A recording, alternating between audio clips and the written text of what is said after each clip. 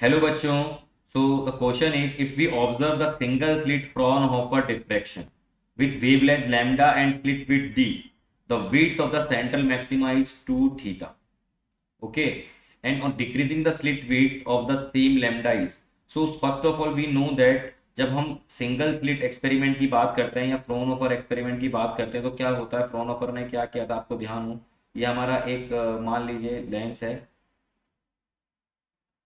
ठीक है, ये हमारा एक लेंस हुआ।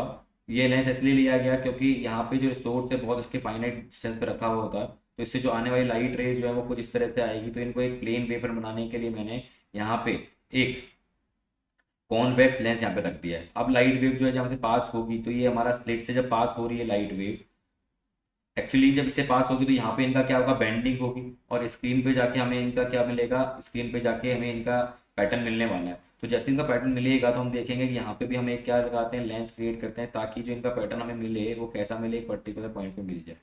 ठीक है, तो ये हमारा मैक्सिमा होता है, सेंट्रल मैक्सिमा।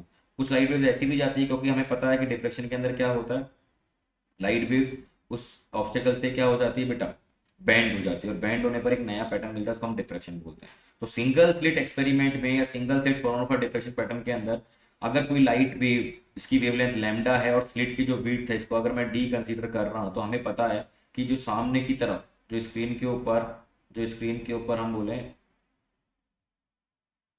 स्क्रीन के ऊपर हमें जो ब्राइट फ्रिंज मिलता है वो कुछ ऐसा मिलता है। ठीक है, ये ब्राइट फ्रिंज मिलेगा। तो ये जो है, अगर मैं इसकी बात करूं तो ये कैसा होता है, ये टोटल 2 थीटा, इसको बोलते हैं, इसको एंगुलर विड्थ। तो ये 2 थीटा के इक्वल हो जाता है, ये हमारा सेंट्रल मैक्सिमा का विड्थ होता है। तो फॉर्मूला क्या होता है हमारे पास में बेटा, अगर मैं इसकी बात करूं तो फॉर्मूला होता है 2 theta is equal to 2 lambda by D, 2 lambda by D. ये हमारे पास फॉर्मूला होता है एंगुलर विड्थ का किसी भी फ्रॉनहोफर सिंगल स्लिट एक्सपेरिमेंट के लिए। तो इस फॉर्मूले से क्लियर हो रहा है कि थीटा जो है किसके प्रोपोर्शनल है, 1/डी के प्रोपोर्शनल है। हम क्या कहेंगे, जब हम थीटा को इंक्रीज करेंगे तो, सॉरी, जब हम डी को इंक्रीज करेंगे तो थीटा जो है हमारा वो डिक्रीज होगा, या फिर डी को डिक्रीज करने पर थीटा इंक्रीज होगा, वाइस वर्सा। जैसे ही स्लिट की विड्थ हम बढ़ाते जाएंगे तो जो पैटर्न है या जो एंगुलर विड्थ है वो क्या होता जाएगा, वो कम होता जाएगा, और डी को डिक्रीज करने पर एंगुलर विड्थ उतना ही ज्यादा होगा। तो जो इसका आंसर होगा वो हमारे पास में क्या होगा, थीटा हो जाएगा, कि theta increases. Okay dear, so the first is the right answer. Theta remains unchange नहीं होगा ये भी। ठीक है, थीटा डिक्रीज ये भी इसका आंसर नहीं हो सकता, और थीटा इंक्रीज और डिक्रीज डिपेंडिंग इंटेंसिटी पे डिपेंड नहीं करता है theta. So this is the right answer, theta increases when we decrease the slit width. Okay, so I hope you will get the answer. Thank you very much.